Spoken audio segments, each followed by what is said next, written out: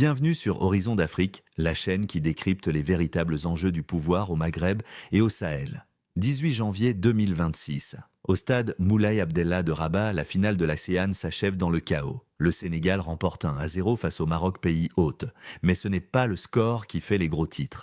C'est le pénalty litigieux accordé au Maroc dans le temps additionnel. Le retrait des joueurs sénégalais du terrain sans autorisation arbitrale. L'invasion de la pelouse par les supporters. Les violences qui s'en suivent. Une humiliation nationale en direct pour le Royaume. Février 2026.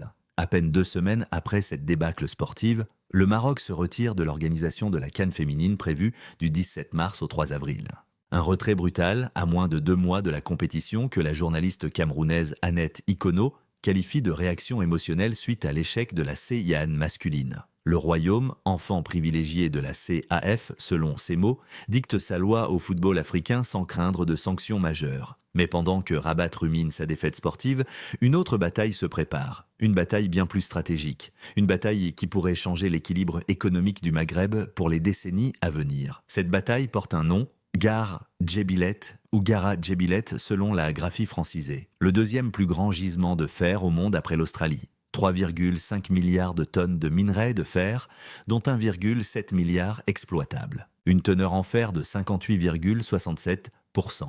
Un trésor géologique enfoui dans le désert algérien à 140 km au sud-est de Tindouf. Un trésor que l'Algérie vient enfin de décider d'exploiter après plus de 70 ans d'attente. 2 février 2026. Le président algérien Abdelmadjid Tebboune inaugure officiellement la ligne ferroviaire minière Ouest-Gara Djebilet-Tindouf-Béchar, une infrastructure ferroviaire de près de 1000 km qui va permettre de transporter le minerai de fer depuis la mine jusqu'aux ports algériens sur la Méditerranée. Un documentaire intitulé « Le réveil du géant » est diffusé pour célébrer l'événement. Un symbole de l'Algérie nouvelle et victorieuse selon la propagande officielle. Mais ce réveil du géant algérien ravive une vieille blessure marocaine.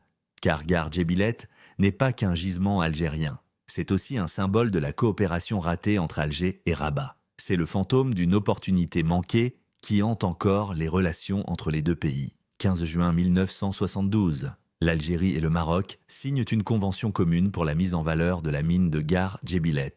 Cette convention, annexée au traité sur les frontières signé la même année, prévoit la création d'une société mixte algéro-marocaine pour l'extraction et la commercialisation, voire la transformation, de 700 millions de tonnes de minerais. Le Maroc offrirait ses ports atlantiques pour l'exportation, l'Algérie fournirait le minerai. Sur le papier, c'était gagnant-gagnant. L'Algérie, enclavée dans le désert, obtenait un accès à l'océan Atlantique. Le Maroc captait une partie des revenus d'un gisement gigantesque situé à quelques centaines de kilomètres de ses frontières. Et surtout, cette coopération économique était censée cimenter la réconciliation entre les deux pays après la guerre des sables de 1963. Mais l'histoire en décida autrement. 1975. Le Maroc lance sa marche verte et annexe le Sahara occidental. L'Algérie, qui soutient le Front Polisario, rompt immédiatement toutes les coopérations avec Rabat. La convention de 1972 devient lettre morte. Gare Djebilet retourne au sommeil. Pendant 50 ans, le gisement reste inexploité, pas faute de tentatives.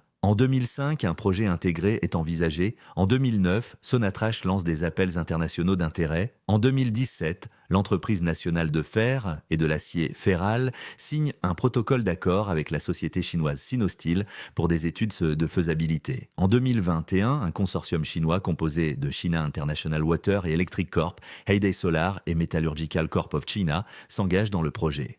Mais à chaque fois, le même obstacle revient, le phosphore. Car le minerai de Gare Djebilet contient 0,8% de phosphore. Un taux trop élevé pour une exploitation sidérurgique directe, il faut déphosphorer. Une opération coûteuse et complexe qui remet en cause la rentabilité du projet. Sans compter la structure oolitique du minerai, avec des oolites de petite dimension entre 100 et 400 micromètres, qui complique encore le traitement. Mais Tebboune en a décidé autrement. Juillet 2022, l'exploitation industrielle commence officiellement avec une production initiale de 2 à 3 millions de tonnes par an. Objectif pour 2026, 40 à 50 millions de tonnes annuelles. Un investissement total estimé entre 12 et 15 milliards de dollars. Un retour sur investissement prévu entre 2029 et 2030. Fin avril 2026, la première unité de traitement primaire du minerai, d'une capacité de 4 millions de tonnes par an, sera opérationnelle. Cette usine procédera au concassage, au criblage et à la séparation à sec avec un taux de récupération dépassant 85%. Le complexe sidérurgique turc Tosyali réalisera une usine de traitement en partenariat avec la société algérienne de recherche et d'exploitation minière Sonarem. Livraison prévue en 2028. Et surtout, des groupes de travail conjoints avec des entreprises américaines, indiennes et chinoises testent des méthodes modernes de réduction du taux de phosphore. Car c'est là le véritable enjeu, résoudre l'équation technologique qui bloque l'exploitation depuis 70 ans. Si l'Algérie y parvient, les conséquences seront considérables. À 30 millions de tonnes annuelles exportées au cours de 130 $ la tonne, le chiffre d'affaires atteindrait 3,9 milliards de dollars. Avec un profit net estimé à 995 millions de dollars pour l'Algérie après déduction des coûts et partage avec les partenaires étrangers selon la règle des 49-51. Mais au-delà des chiffres, c'est une question de souveraineté économique. Le fer de Gargebyled permettrait à l'Algérie de diversifier enfin son économie hors hydrocarbures, qui représentent encore 86% des exportations entre 2019 et 2023. Il alimenterait toutes les usines sidérurgiques algériennes. Il créerait des milliers d'emplois dans les régions de Tindouf, Béchar, Saïda, Oran. Et accessoirement, il enverrait un message politique puissant au Maroc. Le message que l'Algérie n'a plus besoin des ports marocains pour exporter son minerai. Que la convention de 1972 appartient définitivement au passé. Que l'Algérie peut se développer économiquement sans faire la moindre concession sur le Sahara occidental. Car ne nous y trompons pas, le timing n'est pas innocent. Février 2026, juste après l'humiliation de l'Aquin, l'Algérie lance en grande pompe l'exploitation de Gargebyled. Un coup politique autant qu'économique. Une manière de dire à Rabat, pendant que vous pleurez sur votre défaite sportive, nous construisons notre puissance économique. Le régime algérien a même ressuscité récemment la convention de 1972, non pas pour proposer une coopération, mais pour justifier l'expulsion controversée des cultivateurs marocains de l'oasis d'El Arja à Figuig. Une instrumentalisation politique d'un accord économique mort-né. Une provocation supplémentaire dans la guerre froide algéro-marocaine. Et le Maroc ? Le Maroc observe avec inquiétude ce réveil du géant. Certains analystes marocains soulignent que la convention de 1972 reconnaissait explicitement la souveraineté algérienne sur le gisement, mais prévoyait des possibilités d'évacuation et d'embarquement du minerai par un port marocain sur l'Atlantique.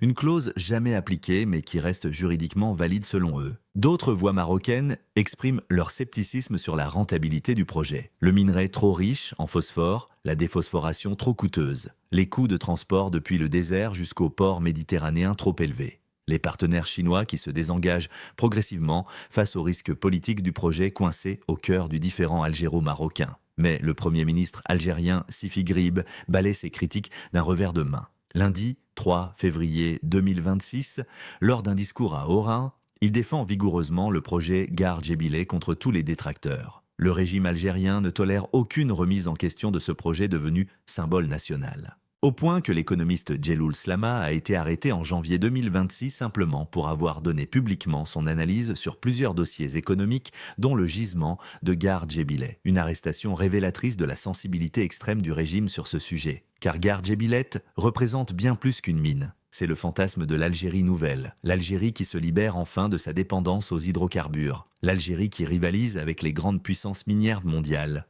l'Algérie qui exporte du fer vers l'Europe, l'Asie, l'Afrique, l'Algérie qui démontre au Maroc qu'elle peut prospérer sans lui.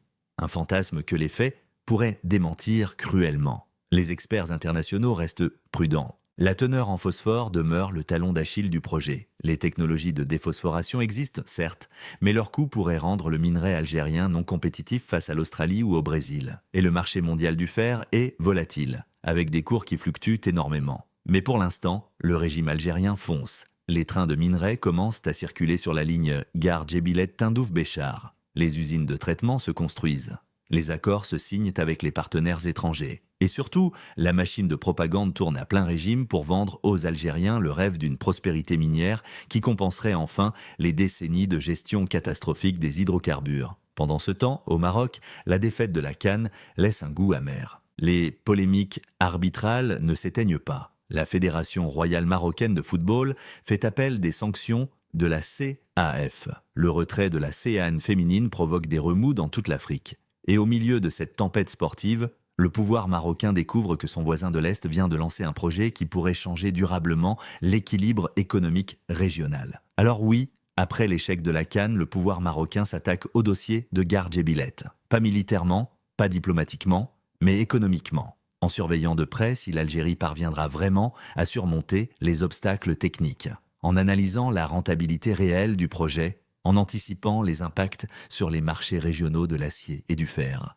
Car si Garth-Gébillet réussit, le Maroc verra émerger à ses frontières une nouvelle puissance minière. Si le projet échoue, l'Algérie gaspillera 15 milliards de dollars dans un fantasme économique et offrira au Maroc une victoire symbolique bien plus importante que n'importe quelle canne. La partie se joue maintenant, dans le désert de Tindouf, loin des stades de football, loin des caméras, mais avec des enjeux autrement plus stratégiques. Si cette analyse vous a plu, abonnez-vous à Horizon d'Afrique pour ne rien manquer de nos décryptages exclusifs sur les véritables enjeux de pouvoir au Maghreb et au Sahel.